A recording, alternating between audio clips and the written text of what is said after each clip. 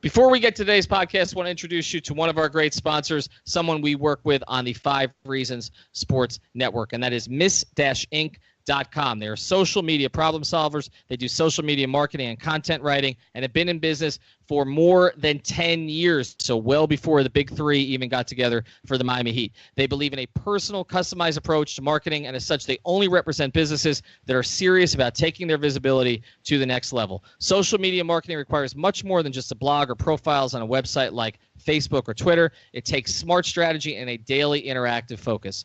Miss Inc. doesn't believe in cookie-cutter strategies or in boxing your business in with others in your industry. You got to check them out at miss-inc.com. Again, that's 305-537-6465. That's 305-537-6465. And now, on with the show.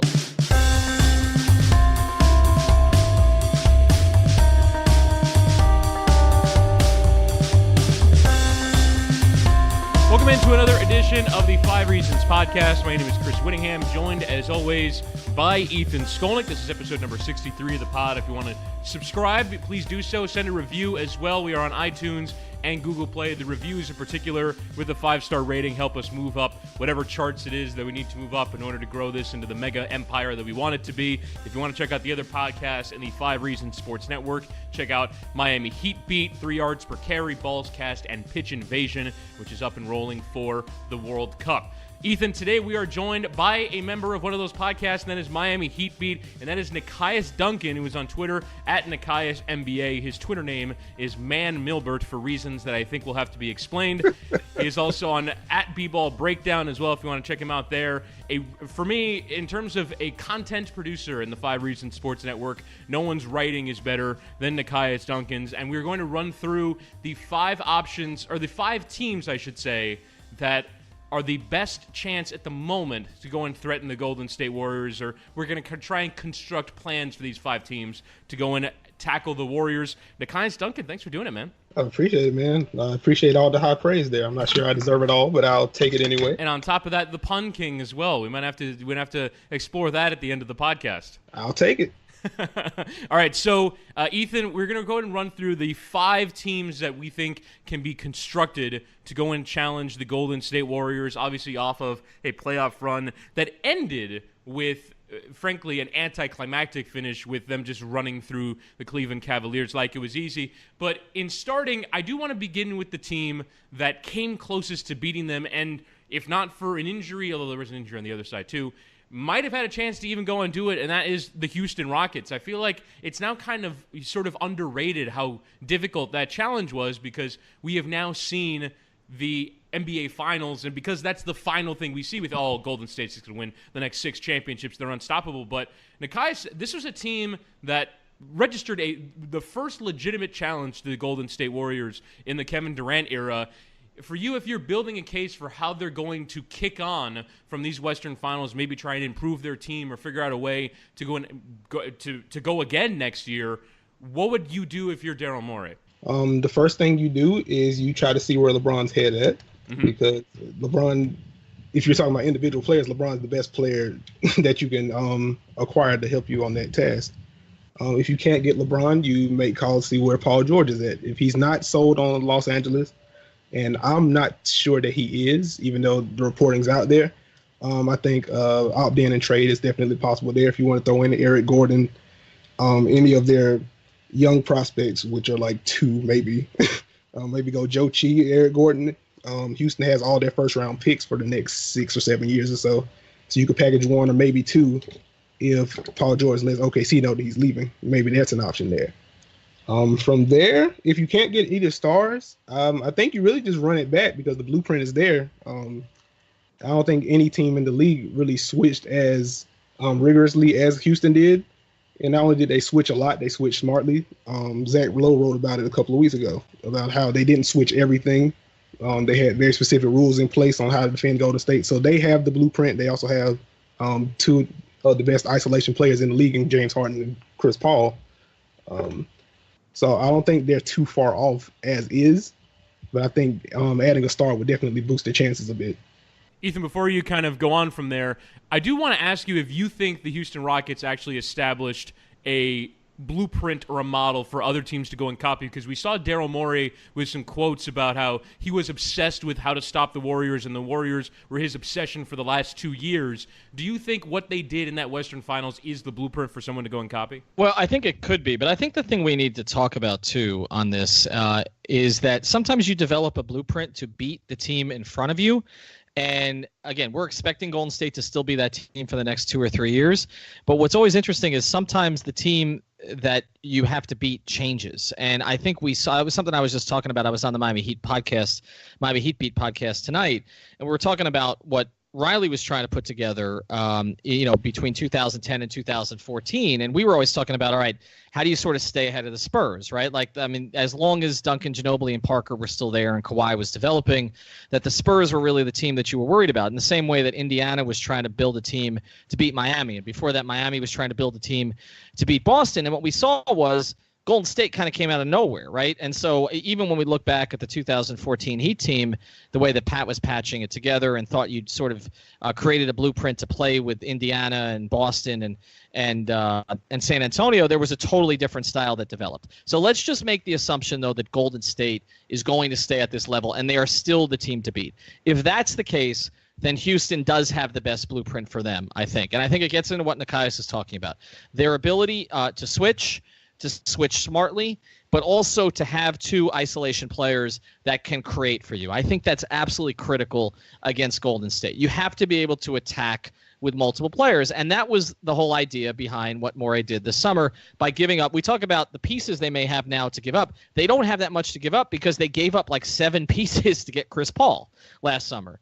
So they really depleted their depth, and then they patched it together with veterans like Tucker and Bamute and some of the others. I want to look at this from a cap perspective, though, too, Nekias, because, I mean, you mentioned, obviously, look, you make the play for LeBron. You see if his family wants to go there. I've heard there's interest from his family in Houston.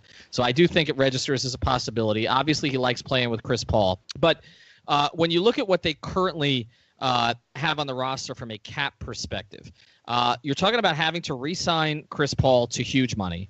You have James Harden on the books for more than $30 million.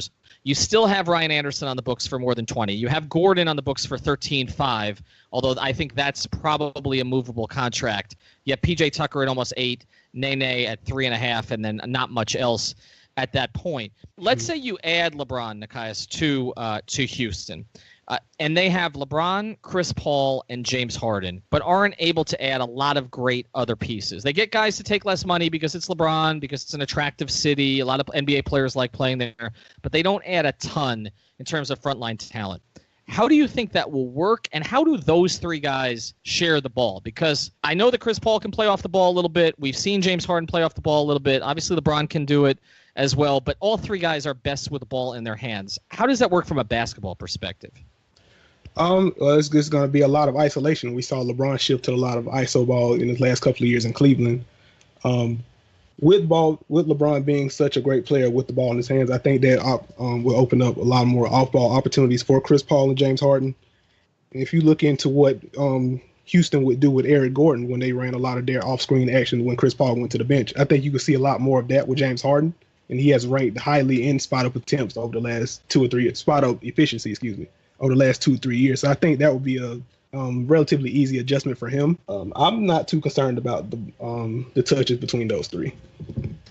See, I am, because I think you saw in the playoffs, it really seemed, now in the regular season, they figure out a way to commingle, and I think that's at least in part because of the pace that they were playing.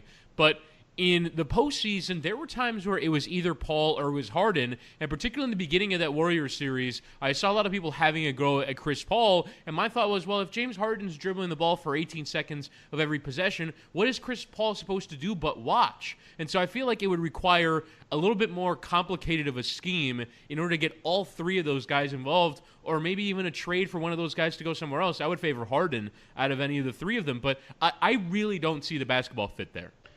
I think the one thing that worked against Golden State, we saw it in the 2016 finals, we saw it in the Western Conference finals this year, is a team being able to hunt Steph Curry out and hunt for other mismatches in isolation. And I think with LeBron, he has so much gravity as a ball handler, that's going to open up things for others. James Harden teams are kind of content to let him dribble out there, but he's a deadly isolation scorer, so you can't let him cook for too long. And if you take more of a burden off of Chris Paul, I think that saves him for big shots later on in the game. So I think there's a way for Mike D'Antoni to stagger those three and kind of spread those touches around. I think that'll be something for them to work out during the regular season, but in the playoffs, I'm not too much worried about it.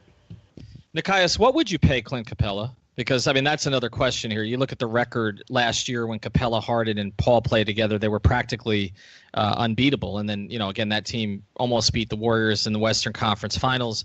Do you break the bank for him? Like, what do you do with him? Because, again, we talk about not being able to add a lot of other pieces.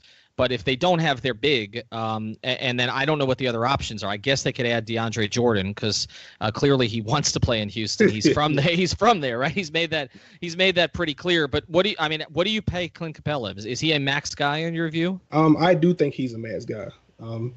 He's a great defender. He's one of the best role men in the NBA. We've seen him grow as a passer a little bit. He's made more plays in short roll situations over the last couple of years. And he's the rare center that can switch out on the perimeter and allow you to play small ball with a center on the floor. So I definitely think he's a max big in this NBA. He probably would be a casualty if Houston was able to add LeBron. But if not, Max and Capella definitely makes sense to me. You don't give up on him. And he's their one young prospect.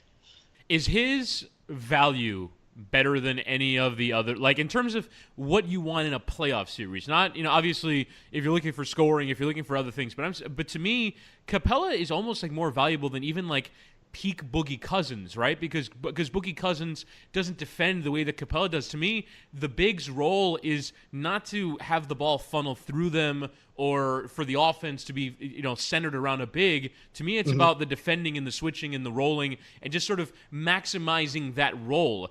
In terms of Capella's value to a playoff team, like where would you rank him in terms of centers in the entire league? I would probably say somewhere in the top 5 or 6 off the top of my head. To DeMarcus Cousins' point, I think my trepidation with DeMarcus Cousins is more of the turnovers, because I think when engaged, we have seen him defend at a high level for spurts. He has quick hands. He can move. He has a long wingspan. He's strong on the block. He has the tools to be a defender, and he's not a dumb defender. It's more that he'll get frustrated, and then he won't get back in transition, and then that kind of spirals.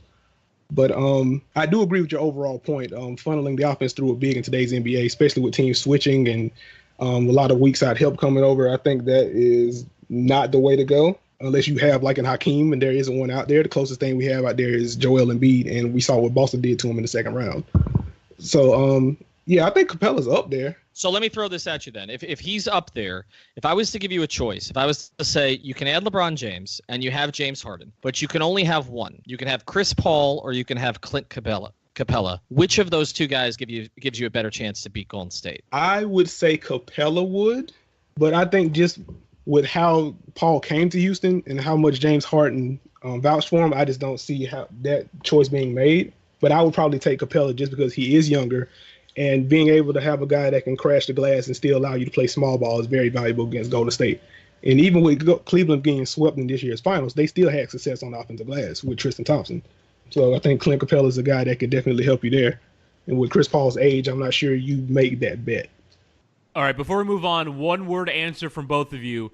If Chris Paul was healthy, would the Rockets have beaten the Warriors, Nekias? Yes. Ethan? No. I think the Warriors find a way to win that series, but I could certainly see Nekias' point there because I'm not just being up 3-2, but just the way that series was flowing. But I still feel like when Golden State is engaged, I almost feel at this point like the Warriors are so bored so much of the time that they would need to be down 3-2. Can you be bored in the 6th game of the Western Finals though? But they were bored in the first half of the finals in that series, and then and then you saw what they did in the third quarter. I mean, even if you extrapolate Golden State's numbers throughout the entire postseason, they were basically flat in the first, second, and fourth quarters. I mean, but they were like a +8 in the third because it's like at halftime they recognized, oh bleep, we need to actually start playing now. So I kind of feel like it would have been a little bit like the Oklahoma City series with Durant with OKC, that the Warriors got pressed. They were down 3-1. There were some strange circumstances in that series, obviously, and some meltdowns down the stretch by the Thunder. But I think it would have been the same circumstance. But, yes, you can certainly make the argument that Houston was closer than anybody else. And I do think the fact that they lost, is good for them long term, because I don't think LeBron considers them if they win.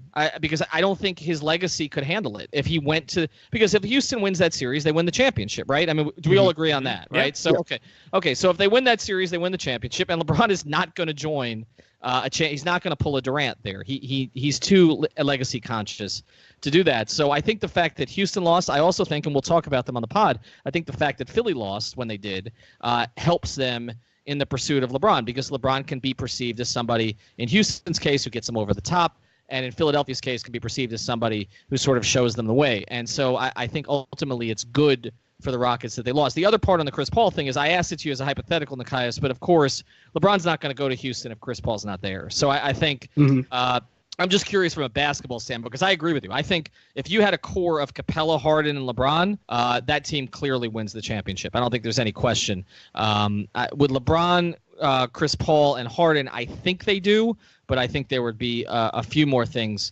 to work out.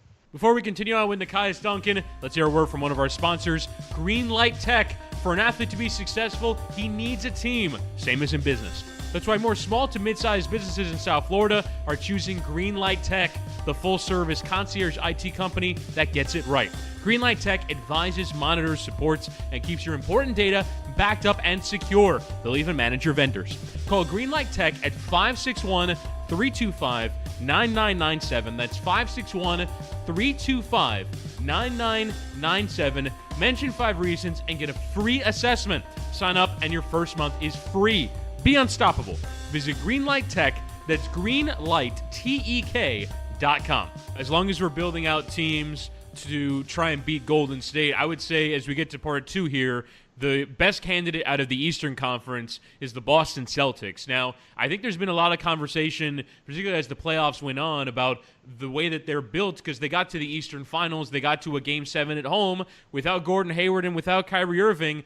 Nekias, first off, if they had those two guys, are they in the finals? And if they do get to the finals with those two guys, now it's very hard to know because they played less than one half of basketball together, but what kind of legitimate challenge do you think they would have registered against the Warriors if they merely returned the same team? I don't know how to answer that, because so much changed with the Hayward injury specifically.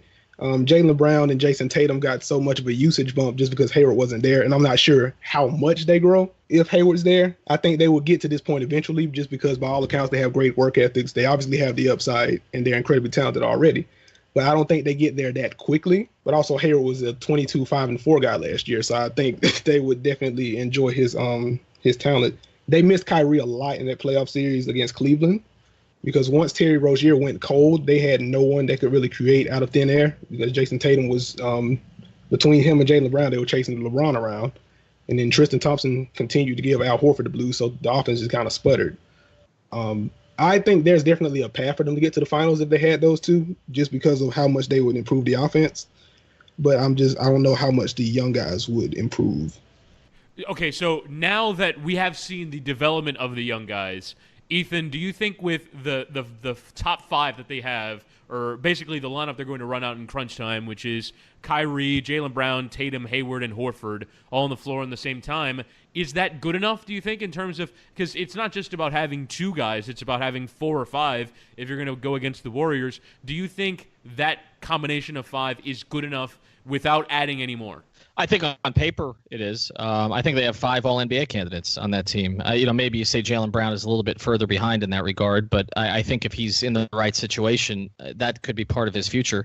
And clearly Horford is, Kyrie is, Hayward was, and Tatum's going to be. So, you have 5 guys like that. Now, I don't know what they're going to do with Marcus Smart. I don't think they should overpay for Marcus Smart. I think they should let someone else overpay Marcus Smart. And then they have Rozier as a backup, which I think is fine in kind of a dual role there. And they have some other pieces, that I think are pretty useful. And then Danny Stock has a bunch of guys stashed overseas. So I think, in terms of filling out the bench, I think they can do a better job of that next year. My only question on this is going to be fit. And I think Brad Stevens is as good as anybody at figuring that stuff out. But look, Kyrie's a ball-dominant point guard, right? Jason Tatum is really good with the ball in his hands, even at this stage. Jaylen Brown can do a little bit of both. But obviously you don't want to stun his development. And then Hayward, was Utah's best ball handler. So you have those four guys, and including the way that you use Horford. I'm just not exactly sure how that's going to work. I mean, I think they have the ability to switch a lot of stuff. I mean, I think they were able to make Kyrie, more than a serviceable defender in that system, which I don't know that he'd been consistently before. But if I were them, and I think this is the other thing that's hanging over them a little bit. I mean, if these reports about Kyrie, wanting to explore free agency are true in 2019, and I believe they probably are, just having been around Kyrie for a year, having been around his father a little bit of that year, and how involved he is in situations and the ties to New York, to that area in particular. I think if you're Boston, you have to at least explore what you could get for Kyrie on the open market. I know that there's some questions about Rozier after the way he played later in that playoff series, but I think if you can look, to me, this is it. I don't know that New Orleans is going to make Anthony Davis available anytime soon. And the way he played after Cousins went down, but I think you need to look into something like that at least, particularly with the assets you have. You're the only team in the league that can make a plausible offer for someone like that. And I'm wondering, Nekias, again, you've got Kyrie, you've got Hayward, you've got Tatum. How are they going to make that work on one team? I think what Houston showed us in the Western Conference Finals is that you need Houston and Boston, for that matter, is that you need multiple guys that can score in isolation when the shot clock goes down, or they can hunt out mismatches. Because I think mismatch hunting is the one way that you can score against Golden State's switching defense. And the fact that Boston has so many ball handlers, I think bodes well for them in a slowed down series. Because if you're playing at a high tempo, Golden State's going to blitz you. It doesn't matter who you are. If you plan on slowing things down, you need guys that can make plays and that can abuse a mismatch. Like Marcus Morris was Boston's, sixth or seventh best player this year. And he was a guy that can get you a bucket from 18 feet and in whenever you need him to, if you want to try to hide a point guard on him. So I don't have many concerns about that. I'd be more concerned about the money than the on-court fit. In terms of if you're going to extend Kyrie long term, then the amount of money you'd have to commit to him. Yeah, I mean, I guess that makes sense. He's young enough to justify whatever that long-term contract is going to be. So for me, I have two things. So number one, I'm a little bit concerned about Al Horford because he's going to be 33 this summer. And so I don't know how much longer he's going to be able to be, because he was tremendous in the Eastern playoffs, but I don't know how much longer he's going to be able to be peak Al Horford. And then the second thing to me is I don't care about impending free agency. I don't care about any of that stuff with Kyrie. Right now, the Boston Celtics are to me, at worst, at the end of this offseason, going to be co-favorites to win the Eastern Conference. Because if LeBron goes to Philly, then I think they're co-favorites to win the East, and it's going to be a tremendous showdown in the Eastern Finals. If LeBron goes to the West, if LeBron stays in Cleveland, the Boston Celtics are the favorites to get out of the Eastern Conference. And to me, you are not winning in round 3 and round 4 with the current Celtics roster unless you have a player like Kyrie Irving. Because of what he proved in the finals, scoring multiple 40-point games, and like you mentioned, Nekias, attacking mismatches, playmaking out of isolation, like in the switching era, it's going to become an increasing priority for ball-dominant guards to be able to play in isolation. And look, I don't find it particularly fun to watch, but it's going to be super important going forward. And I just think Kyrie Irving, as much as I don't like talking about intangible stuff, he has the confidence, the irrational confidence, the arrogance to think I can go out and win finals games, because he's done it. He hit the biggest shot since Ray Allen hit the 3 against the Spurs. Like, he is, to me, at a stage where I trust him implicitly in playoff games, because he has the kind of game that is perfect for playoff games. I would not even consider trading him unless you're basically handed Anthony Davis on a silver platter, and even then I'm having a conversation. I'm not pulling the trigger on it straight away. I would probably disagree a little bit with the Anthony Davis point, just because of how much trouble he has given Golden State. I think Anthony Davis is at worst the third best player in the NBA right now, and maybe that's a bit of a hot take. But I think you definitely give up Kyrie, especially when you bring up the Horford point about him getting older. I think you definitely. So okay. So if I said, Nekias, it's Kyrie, Jaylen Brown, and the Kings pick for Anthony Davis, would you do that? Yeah, I'd do that. Okay. Ethan, would you do that? Absolutely, in a heartbeat. And I love Jaylen Brown, but I'm not worried about the pick. I mean, the reality is they have accumulated so much. But if you're talking about having a roster then of what you're building with Anthony Davis, Jason Tatum, and Gordon Hayward, and that's your core, and you still have Horford as a useful big here for the next couple of years. Because I look at Horford the way I looked at Bosh. I mean, if Bosh doesn't have the blood clots, I always felt that Chris could have played very effectively with his style of play 35, 36 years old. So I think Horford can probably do something close to the same thing. I see them kind of in the same light. But yeah, I think if you have that core, because I think what we're forgetting a little bit, and Nekias, you mentioned this, is just how good Gordon Hayward was, in his last year in Utah. And I think that's gotten obscured a little bit. First, because Boston had success without him, which some of that I do credit to Stevens, but also because Utah had some success without him because they sort of caught a generational rookie. It's kind of the number funny, 13 pick. It's kind of funny that both Jason Tatum and Donovan Mitchell benefited from the fact that Gordon Hayward was not either with their team or active on their team. Like our two most promising young players have connections to Gordon Hayward not being on their team, and so you're right. It does get pretty easy to kind of obfuscate his value. Yeah, and look, I mean, you look what he did with Utah on a team that could not score.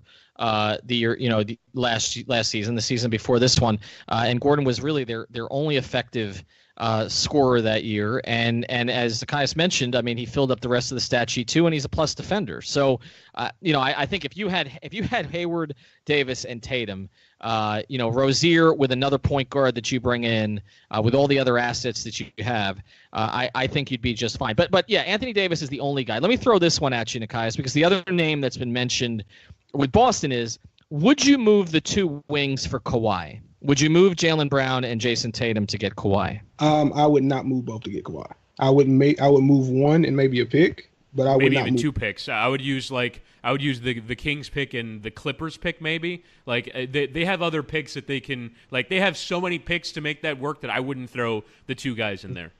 I think if Boston's going to trade their young guys for a wing, it probably makes more sense to just make the play at LeBron, honestly, just because he would be a guy that could effectively run point for you. Shoot, trade Kyrie back for LeBron. That would be an all-time NBA trade. My God, would that be incredible? I mean, if you're rolling out LeBron, Jaylen, Jason, Hayward, and Horford, you have 5 guys, 6'8" or better. But from a basketball perspective, it would be unbelievable. But I mean, LeBron in Boston, man, the way that they've treated him through the years, and what forget about it. And what it's Boston. I mean, it's Boston, all right. And what he did to them, okay, in 2012. 2018. Other season, 2018, 2016, let's just go back through the years, stealing Ray Allen. There's so much history there. I mean, Paul Pierce would still believe that he's the best small forward in Celtics history, ahead of both Bird and LeBron, even though Pierce's numbers don't come anywhere close. But I just can't. That one's been thrown out there, and not only that, but the whole shut the bleep up moment with Danny Ainge, that we talk about in the pod all the time. Like you can't. I mean, he can't go to Boston. But yeah, that would be. I mean, that look, the NBA loves that kind of drama. I mean, trading him for Kyrie from a basketball perspective makes a lot of sense. And the thing with Ainge, I mean, Nekias, I mean, you look at it now, I mean, and not only did he get Jason Tatum, he stole a draft pick from Philadelphia to do it, which is pretty unbelievable. I mean, all the criticism of Ainge early on, but you look at the last few picks. I mean, Jaylen Brown was the absolute right pick at 3. Tatum was the absolute right pick at 3. Stealing Irving for virtually nothing. I think the thing that he's benefited from, and this we're going to talk about the Heat a little bit later, but I think this is where the Heat got off track last offseason, is that I think, and I'm curious to hear your thoughts on this, guys, Stevens and Spoelstra make players look better than they are. And I feel like Danny Ainge understands that in Boston, and understands that Jay Crowder's going to go somewhere else and not be as good. Isaiah's going to go somewhere else, and I know the injury played a part, but not be as good. Avery Bradley's going to go somewhere else and not be as good, and let those guys go. Whereas, like, Spoelstra helped mold Dion and JJ and those guys into better players, and then Pat decided to pay them what another team might pay for the Mirage, which I mean, do you have any belief in that theory? Because that struck me over the past year. No, I think that's definitely fair. I didn't even have an issue with bringing back Dion and JJ in a vacuum. I think the issue is committing 4 years to both, and that just to tie up the cap like that just didn't make much sense, especially considering there's no real star on the roster. You don't have much pick capital to trade for one or to draft one. So I'm not sure why you commit that long to those guys. And with Spo being as good as a coach as he is, why not sign another 1 year guy and, just repeat the cycle until you find someone that you really want to get? Chris, you want to go through your list again? Oh, yeah. I feel like we've done this on the pod 12 times. Yeah, I feel like the most obvious were it was Tyreek Evans, Jeff Green, and then they could have gotten Greg Monroe as a buyout if they wanted to, rather than Olynyk. There was particularly, and we've talked about this before, but Pat in the buyout market has done some work, and there's just going to be an increasing number of guys available for cheap because teams are running out of cap space. So it was always on for the Heat to just roll it again. But I can understand if you're Eric Spoelstra to be like, all right, I did it once. We were 11-30. It took me half a season to figure it out. I don't want to go through that again. So maybe that was also part of the thinking. All right, so let's move on now to the next team. And as long as we're talking about Eastern Conference teams that can be contenders to beat the Golden State Warriors, I'd say Philly is probably next up. So we'll talk about LeBron in a second because obviously LeBron is kind of the background for all this. But Nekias, what's the case for Philly to make the next step? Because we kind of saw them plateau in the series against Boston. What's the next step? What can they do with that max salary space if it's not LeBron or with their other pick capital in order to go and make another trade that gets them in that finals championship game? I think number one, you look for internal improvement because Ben Simmons and Joel Embiid are already borderline top 15-ish players. You hope for Ben Simmons to get a little better on ball. You will definitely want him to get some semblance of a jump shot, or at least improve his free throw shooting. So when he does drive and get fouled, he can make teams pay that way. Joel Embiid needs to cut down on turnovers, maybe shore up the shot selection a little bit. But yeah, you just want the young core to grow. I think they have plenty of young talent.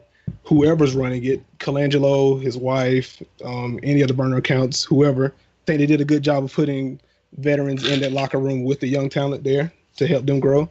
I think you repeat that cycle. And if you're going to look outside for talent, I think number one on the list should be Paul George. I think he's the perfect fit at small forward for them, a guy that is an elite defender, a great shooter off the ball, and a guy that can get you a bucket when you need him to. On the 3 Yards Per Carry podcast, you get this type of analysis. Even if you count all those guys, there's only 2 players in the NFL that are producing 3 yards or better every time they even step on the field and run a route. And those are Julio Jones and Jakeem Grant. And this too. So naturally we have this dick that could set fire to a suitcase with us, okay? So... No way to talk about your wife, mate. Join us every Thursday for 3 Yards Per Carry on the 5 Reasons Sports Network, covering all of your Miami Dolphins news. It's interesting you mentioned Paul George because again, we can't talk about this without the LeBron specter because I'm still holding to the case that Philly is most likely for him.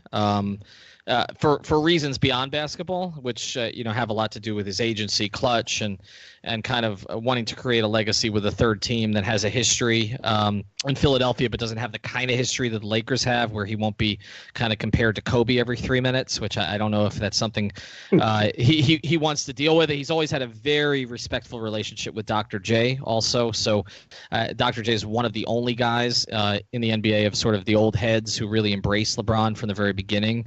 And that matters to him. And he also loves Iverson. So I think there's a lot of things in Philadelphia that make sense in addition to sort of propping up Ben Simmons.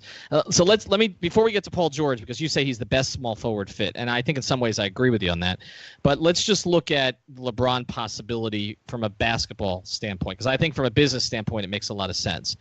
From a basketball standpoint, the pushback I keep getting is he and Simmons can't play together because Simmons can't shoot. LeBron needs shooters around him. Simmons is best sort of making plays for others with the ball in his hands. That's where LeBron wants the ball to be for him. LeBron doesn't really want to post up. LeBron still wants to play up at the top. That's where Simmons operates from most often. Can you see any scenario where, and assuming Embiid's going to be on the floor with him, what would you have to put on the floor with Simmons and LeBron for that thing to work? You would definitely need to find a way to bring JJ Redick back. And if they get LeBron to commit, I think JJ Redick would take whatever it takes to remain in Philly. And they would need another elite shooter, whether that's keeping Dario Saric and hoping that his shooting is sustainable because he took a big leap this year, or you look for another stretch four on the market. But I would agree with all of those holdbacks there. I don't like the LeBron to Philly on-court fit. You could see like James Harden, Chris Paul, LeBron play together because James Harden and Chris Paul both have value off the ball. Ben Simmons doesn't. And LeBron doesn't want to have it, it seems like. Because even back when he was in Miami, he was, by the numbers, one of, if not the best role man in basketball. But he would do it maybe 15 or 20 times a year, and it didn't make much sense. It took Spo a couple of years to get LeBron to post up. So if you're telling me that LeBron is actually serious about taking some of the load off of himself and committing to playing all ball, then I think absolutely they could work. Because I think Ben Simmons and LeBron are both very intelligent players, and they're both selfless players. But just by the track record we have with LeBron and what we know now about Simmons as a shooter and as a scorer in general, I just don't see the on-court fit. So you think that because Harden and Paul are better shooters, that would make more sense than Simmons? Yeah. Okay. So I just think that I really think that LeBron could elevate that whole situation.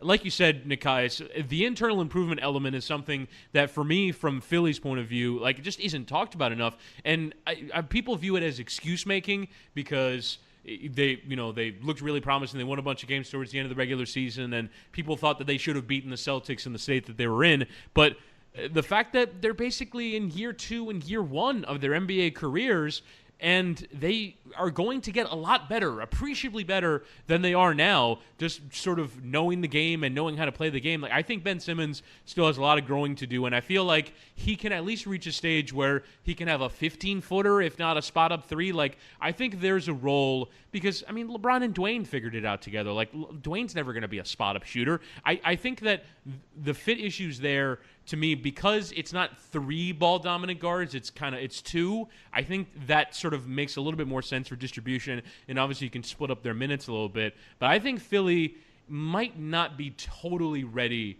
for LeBron if he wants to win championships. Now, Ethan, you've mentioned the clutch things and all that, but I think that if he's going to go and pick a young team, I think it's the Lakers to me more than Philly, and we can go ahead and move on to the Lakers unless you guys have anything else on Philly. Well, I just have one more question for Nekias here. What do you do as we sort of put this picture together? What do you do with Markelle Fultz? Because I mean, you're committed to him. I mean, essentially, it's basically a 4-year deal.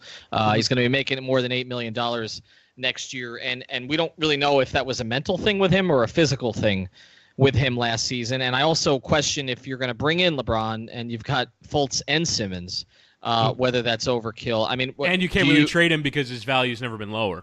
Right. So, I mean, what do you, I mean, did you see anything you liked from him this season? What kind of player is he going to be in the NBA if he at least figures the mental thing out?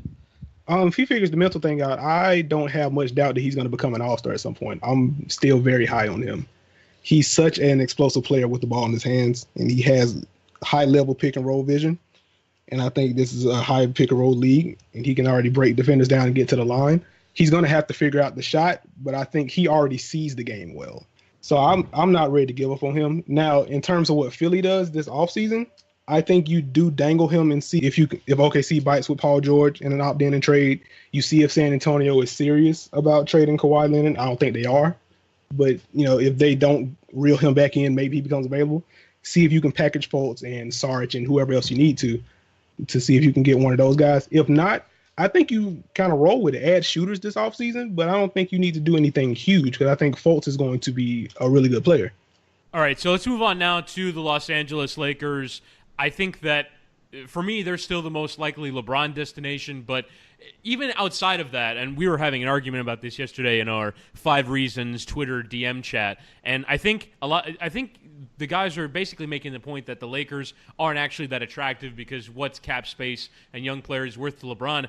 I think it's kind of like the Cleveland situation where the path to stars is pretty clear for the Los Angeles Lakers. They have 2 max salary spaces, and they can attach either 1 or even 2 maybe young players to Luol Deng in order to turn him to maybe even a role player or a secondary type star. So I think that the Lakers' path to being good quickly is pretty obvious. And so I'd be curious what you guys think. How likely is the LeBron situation for him? And even without LeBron, if they get Paul George and maybe a secondary player with their cap space, how much further up the Western standings do you think they can get? Because I think with the right additions, even without LeBron, they can be third, fourth best team in the West.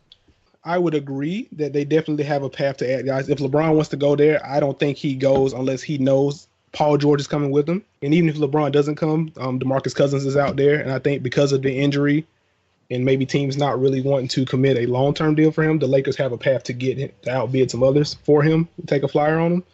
So they can definitely get some star power. I love their young core. I'm high on Lonzo. Brandon Ingram really grew as a distributor and as a scorer.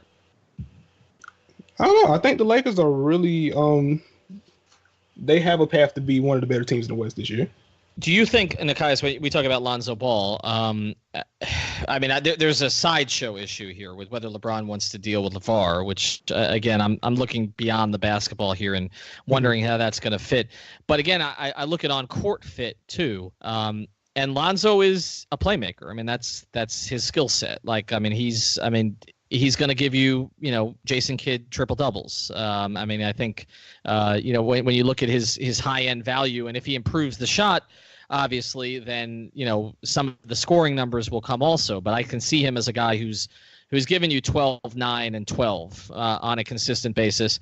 How does his game fit with LeBron's? Because we talk a lot about how LeBron's game would fit with Simmons. I don't feel like as many people are addressing how LeBron's game would fit with Lonzo, because when you look at LeBron's career, and this was the same for Dwayne and it was the same for Kobe, Kyrie was a real departure for LeBron and those guys. Like the guys that Jordan played with in the backcourt were guys like B.J. Armstrong and Steve Kerr and Paxson and Hodges, right? I mean, guys who were basically, they were twos, essentially. I mean, they were listed as ones, but they were essentially off-ball players. In Miami, Mario Chalmers, right, was a spot-up shooter for the most part and defend. And even in Cleveland the first time around, you look at, for LeBron, Eric Snow and Mo Williams and some of those pieces. He didn't play with guys who sort of needed to dominate the ball. And the same was true for Kobe. I mean, Derek Fisher won a ton of rings playing next to Kobe, right? And Derek Fisher was not a playmaker. Lonzo Ball is a playmaker in the same way that Ben Simmons is a playmaker. How does that fit for LeBron if he goes out there? Just to address the off-ball part first, I think if LeBron can go back to Dan Gilbert, he can deal with anyone. So I'm not too worried about the LeVar Ball thing. On court, I think what separates a guy like Lonzo to Ben Simmons is that Ben Simmons dominates the ball. Bonzo is a ball mover. He pushes it ahead in transition. He's not going to pound it into the dirt to make something happen in pick and roll. He's going to see something open up. He's going to hit it. And I think LeBron would enjoy playing with a guy that sees the floor a frame and a half or 2 frames ahead. The more worrisome thing would be the shot. Like I said, he shot 30% from 3 before the All-Star break and 31% afterwards. But, rookies do shoot poorly in their rookie year. That's not really a big surprise. But, Lonzo has that awkward form. So you would really have to trust in him improving as a spot-up shooter to make that fit work. But, he's a rangy defender. He's a smart player. He definitely showed some growth attacking closeouts in the second half of the year. So I don't think the fit is awful, but you really need to bank on him shooting well. Do you think that if they didn't turn the young players into assets and then they had them play with LeBron, so it's kind of a lineup of Ball, LeBron, Ingram, Kuzma, and a fifth, whether that's George or whoever that might be, do you think that would be attractive, or do you think LeBron, in the stage that he's at in his career, would want those young players turned into veterans? I would probably think he leans veterans just because of the age. If this was 2010 LeBron, then maybe he tries to make this work for at least a year, and then he, goes back door and tries to make some moves. But yeah, at this stage, I think he tried to package at least 2 of them. Yeah, I agree. I think for me, and that's the flexibility, right? Now they don't have their pick this year, but they're done kind of giving away their picks, so they can use their picks. They can use 3 really talented young players that I think are attractive to the rest of the league to go and flip their current core for something that becomes immediately attractive. I think if you had said to a lot of people in 2010, well, what's Miami going to turn their current roster into, you wouldn't have seen it. But I think Pelinka and Magic Johnson have had the vision now for a long time, and frankly, the trade that they made with Cleveland just only accelerated that anymore. The only thing they have left to do is figure out the Luol Deng situation, whether that's the stretch provision or attaching the young players to get off him. But I think they're in a perfect position to go forward. As we move now to kind of the last thing that we wanted to close with here, so we kind of got to me, who are the four main favorites to build obvious contenders to LeBron. So let's kind of go rapid fire through some of the other options, particularly the potential LeBron destinations. Want to start with San Antonio because the Kawhi thing is in the air, and whether they're going to trade him, and now there's reports about Popovich wanting to meet with LeBron. Ethan, what kind of seriousness do you think those rumors come with? Do you think LeBron would actually want to go and play for Popovich? And even though it's in San Antonio, do you think that might still be attractive to him? I think he'll meet with Pop if Pop wants to meet with him. There's just incredible respect there. And it's not just about Pop the coach. It's about the fact that Pop was the one coach in the NBA who stood out there for LeBron when LeBron was taking all that garbage from the national media when he came to Miami. Like, Pop was consistent about that. He was strong about that. He went at the media for LeBron in a way that nobody else in the league did. And add to that the fact that he's one of the top 3 coaches in NBA history. I don't think there's any question if he wants to meet with LeBron, he will meet with him. Also, Murray is a clutch client also. And that's, beyond Kawhi, that's San Antonio's most promising player. And so he's already taken him under his wing. So I think there would definitely be interest there. Now, San Antonio as a city, as a destination for LeBron, that I don't know.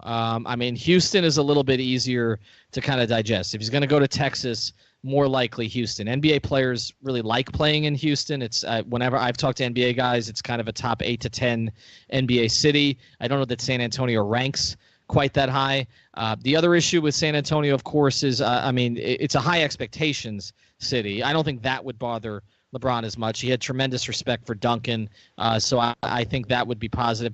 And LeBron can build his brand anywhere. After all, he built it in Cleveland of all places. But right, but I think if you're talking about one of those two situations, Houston or San Antonio, I think Houston would be more likely. I think when you look at their roster, when you look at what they have committed, now we're assuming that Kawhi gets. We're assuming if LeBron goes there, he's only going there because Kawhi's staying and getting the supermax, right? LeBron's not going to go there without Kawhi there.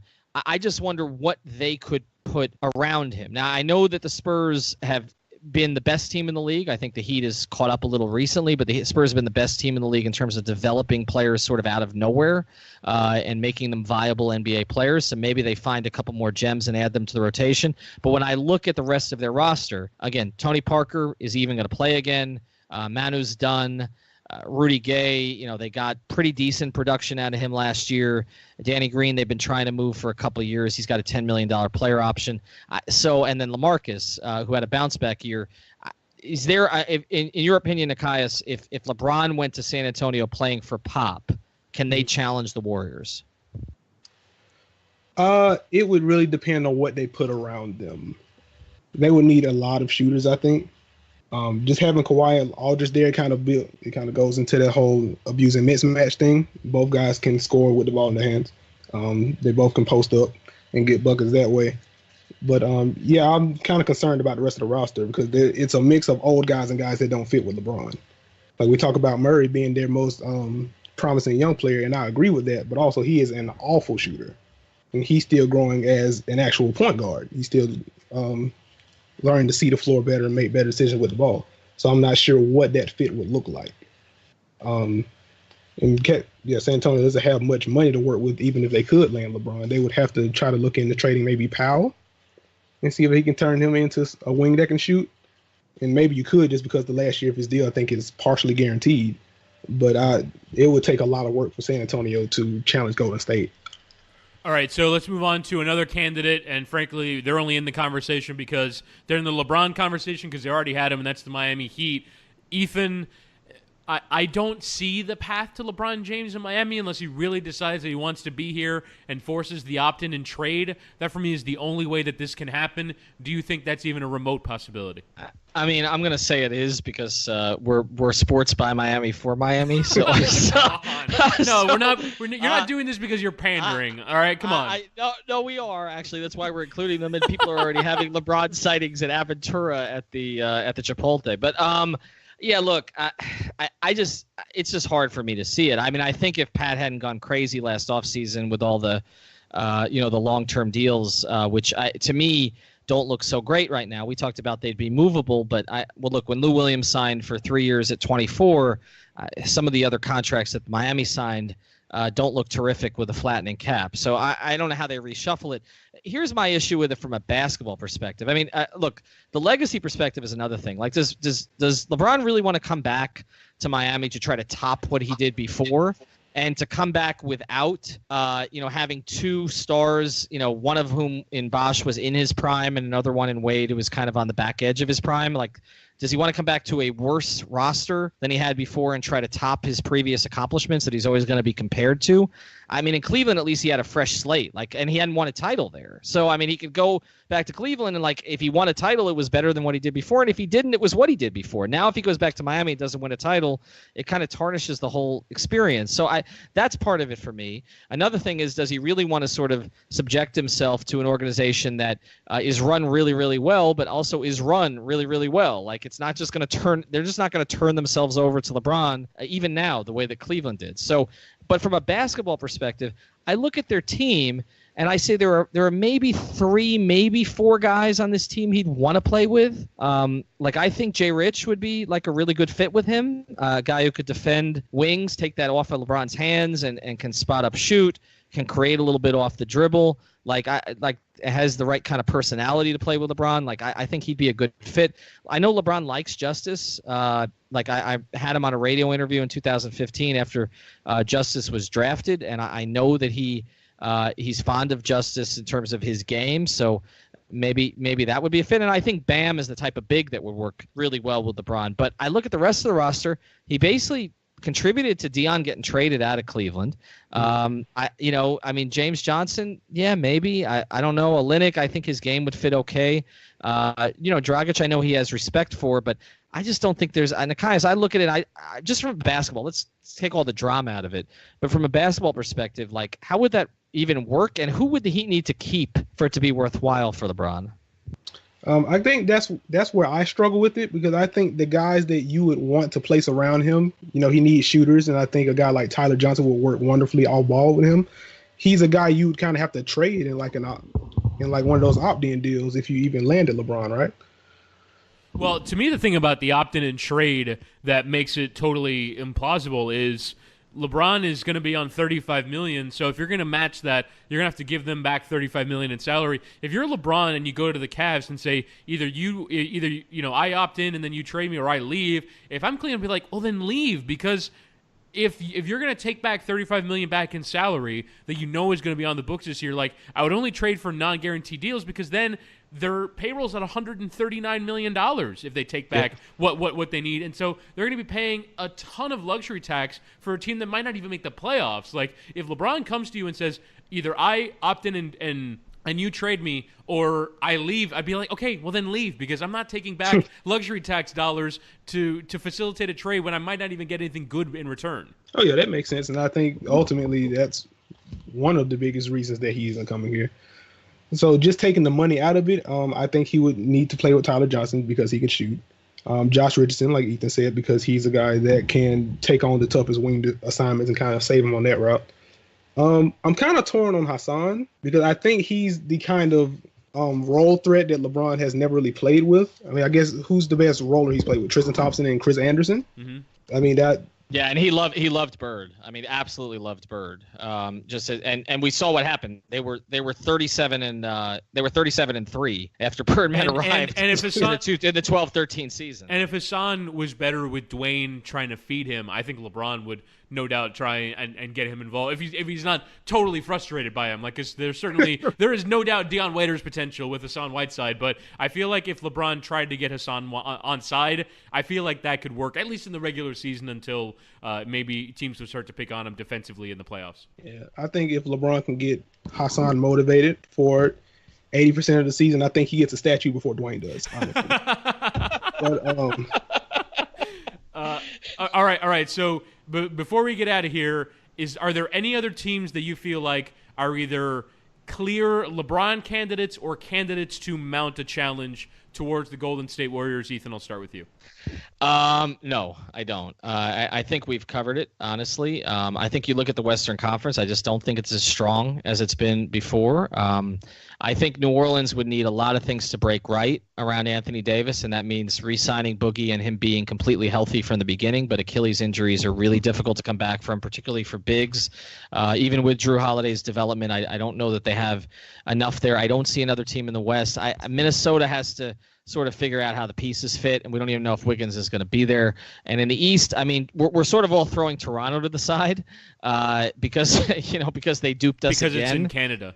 Because it's in Canada. I know Chris Haynes actually threw out Toronto as an option for LeBron. I can't imagine that. I mean, as I said, he owns the country already, but I don't I don't know about him going there. But no, and I know we've got Nekias on, so I feel like we sort of need to mention the Chris Middleton-led Milwaukee Bucks, but I don't know that they quite have the right mix right now. So no, I don't see another team either for LeBron or overall. I don't buy this stuff with the Knicks. I don't think he's going to the Knicks just because Fizz is there. So I don't see that. So no, I think these are the teams. I mean, the one team we haven't mentioned is Cleveland. That's and I fair. guess I guess real quick, Nekias. I mean, their cap sheet is like as big a mess. It may be a bigger mess than the Heat's, honestly. I mean, it's just awful. I mean, they've got more money committed to J.R. Smith. The Jordan Clarkson contract from the Lakers. It's terrible. Just real quick here, Nekias, is there anything you think Cleveland can do around LeBron to make them a more serious threat if he decided to come back?